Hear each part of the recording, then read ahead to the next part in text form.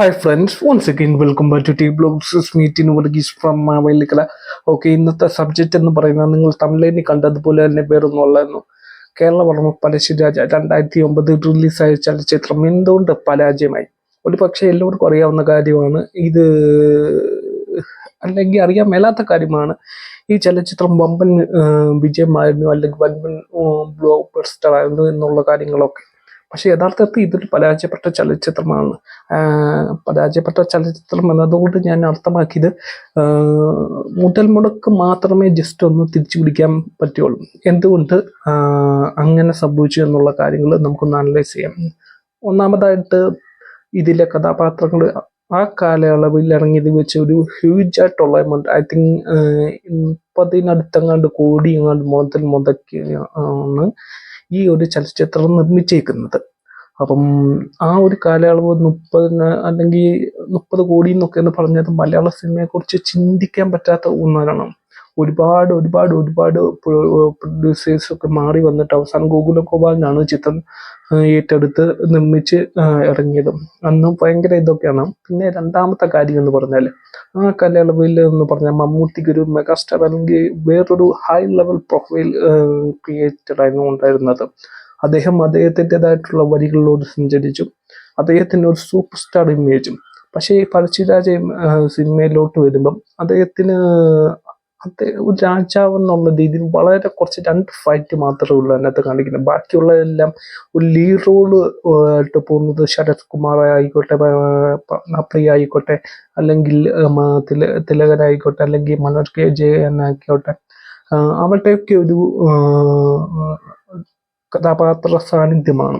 സത്യത്തിൽ ഒരു cinema entirely എടുത്ത് നോക്കുകയാണെങ്കിൽ ഒരു സഹനടൻ എന്നുള്ള ഒരു കഥാപാത്രം മാത്രമേ ഉള്ളൂ മമ്മൂട്ടിയുടെ കഥാപാത്രമായ കേരളവർമ്മ പഴശ്ശിരാജയ്ക്കകത്ത് കാണിക്കുന്നത്. നല്ലൊരു ഫൈറ്റ് സീക്വൻസും ഒരുപാട് കാര്യങ്ങളൊക്കെ ഉണ്ട്. പിന്നീട് മൂന്നാമതായിട്ട് സംഭവിച്ച കാര്യം എന്തെന്ന് പറഞ്ഞാൽ, ഒരുപാട് ഇംഗ്ലീഷ് ആക്ടേഴ്സിനെയൊക്കെ കറക്റ്റ് പക്ക ഇംഗ്ലീഷ് ആക്ടേഴ്സിനൊക്കെ കൊണ്ടുവന്ന് നല്ല രീതിയിൽ എഡിറ്റ് ചെയ്ത് സംഭവമൊക്കെ ഔട്ട് വന്നു. പക്ഷേ അന്നത്തെ ഓഡിയൻസിന് ഇത് അത്രത്തോളം ദഹിച്ചില്ല. കാര്യം എന്താന്ന് പറഞ്ഞാൽ അവർക്ക് സബ് ടൈറ്റിലില്ല, കാര്യങ്ങളില്ല, ഒന്നുമില്ല. അതുകൊണ്ട് തന്നെ ഇത് എന്തുവാ പറയുന്നതെന്ന് അന്നത്തുള്ള ആൾക്കാർക്ക് അറിയത്തില്ല. പിന്നെ നാലാമത്തെ കാര്യം എന്ന് പറയുന്നത്, ഈ സിനിമയുടെ ഏകദേശം 3.5 മണിക്കൂർ ഉണ്ടായിരുന്നു. അന്ന് ഒരു സിനിമ മലയാള സിനിമ സംബന്ധിക്കുകയാണെങ്കിൽ ഏകദേശം മാക്സിമം പോവുകയാണെങ്കിൽ 2.5 മണിക്കൂർ. ഈ സിനിമ 3.5 മണിക്കൂർ ഉണ്ടായിരുന്നു. പിന്നീട് അത് കട്ട് ചെയ്ത് ഒരു 3 മണിക്കൂറോളം എങ്ങാണ്ട്, ഐ തിങ്ക് 3 മണിക്കൂർ 10 മിനിറ്റ് എങ്ങാണ്ട് ആക്കി തോന്നുന്നു. പിന്നെ അത്രയും ദൈർഘ്യം. പിന്നെ ഏകദേശം അഞ്ചാമത്തെ കാര്യം എന്ന് പറയുന്നത് അത് വേറൊന്നുമല്ല. ഈ ചില ആൾക്കാർ, അല്ലെങ്കിൽ എന്താ പറയാ, ഒരുപാട് പുരസ്കാരം കാര്യങ്ങളും ഒക്കെ മാറിക്കൂട്ടിയെങ്കിലും പ്രേക്ഷകർ ഇതിനെ സംബന്ധിച്ച രീതി അത് വേറൊരു ഡിഫറെൻ്റ് ആയിട്ടുള്ള രീതിയായിരുന്നു. അത് വേറൊന്നുമില്ലായിരുന്നു. ഇത് ഡോക്യുമെന്ററി ആയിട്ട് കണ്ട ചിലവരുണ്ട്. അതായത് കേരളവർമ്മ പഴശ്ശിരാജ ചലച്ചിത്രമായിട്ടും കണ്ടവരുണ്ട്. അതായിട്ട് ഒരിക്കലും പല പല കാറ്റഗറിയിൽ നിന്നായിരുന്നു കണ്ടത്. അതും ചിത്രത്തിന്റെ ഒരു പരാജയമായിരുന്നു. ഈ സ്കൂൾ സ്റ്റുഡൻസിനൊക്കെ ഒരു സ്റ്റഡി ക്ലാസ് എന്ന രീതിയിലും ഈ ഫിലിമും അന്ന് കാണിച്ചൊക്കെ ഞാൻ ഓർക്കുന്നുണ്ട്. പിന്നെ പലർക്കും ഇത്, പ്രത്യേകിച്ച് മമ്മൂട്ടിയുടെ കുറച്ച് ഫാൻസുകാർക്ക് ഇത് അക്സെപ്റ്റ് ചെയ്യാൻ പറ്റാത്ത ഒന്നായിപ്പോയി.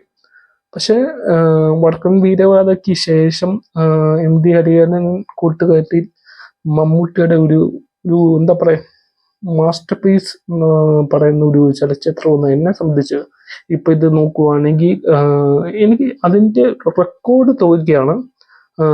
അന്നത്തെ ഒക്കെ ഇന്നത്തെ OTT മുന്നേ CD-കളൊക്കെ ആയിരുന്നല്ലോ. അന്നത്തെ റെക്കോർഡ് ഏകദേശം 70 ലക്ഷം രൂപയ്ക്ക് ഉണ്ടായിരുന്നു മൊസബിയാർ ഇതിന്റെ CD റൈറ്റ് സ്വന്തമാക്കിയത്. ഇത് CD റൈറ്റ് എന്ന് പറഞ്ഞാൽ എന്റെ പൊന്നോ, അൺകട്ട് വർഷനോടും കൂടി 3.5 മണിക്കൂർ ഉണ്ടായിരുന്നു.